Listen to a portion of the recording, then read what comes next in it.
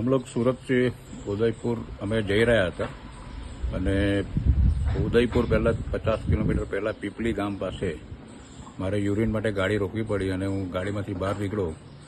એના એકાદ મિનિટમાં જ 3 લોકો બાઇક પર આવ્યા અને હાથમાં મોટા મોટા લાકડા હતા અને તરત જ મારી સાથે લૂંટ ચલાવી. અને પછી તેઓ મારા ગાડી પાસમાં મારા જે ફેમિલી, મારી વાઈફ, મારા ફ્રેન્ડની વાઈફ અને એનો દીકરો હતો એને બી જઈને ધમકાવવા માંડ્યા અને એ લોકોને કહ્યું કે બહાર નીકળો નહીં તો મને મારી નાખશે એમ. પરંતુ એ લોકોએ ગાડી થોડી આગળ લીધી અને રસ્તામાં જે આવતા જતા વ્હીકલ પાસે હેલ્પ માંગી. એ દરમિયાનમાં પેલો ત્રીજો વ્યક્તિ પાછો મારી પાસે આવીને મારા માથામાં મોટો ઘા કર્યો અને મારી કેશ હતી 15,000 રૂપિયા અને હીરાની વીંટી હતી લગભગ 3 લાખ રૂપિયાની અને વોલેટ હતું. એ બધી વસ્તુ લૂંટી લીધી. પરંતુ આ બધા ટ્રાફિક અને ગાડીઓ રોકાઈ ગઈ એટલે એ લોકો પછી ભાગી ગયા. અને આ બનાવ પીપળી ગામ પાસે અને રિષભદેવ પોલીસ સ્ટેશનની હદમાં બન્યો છે.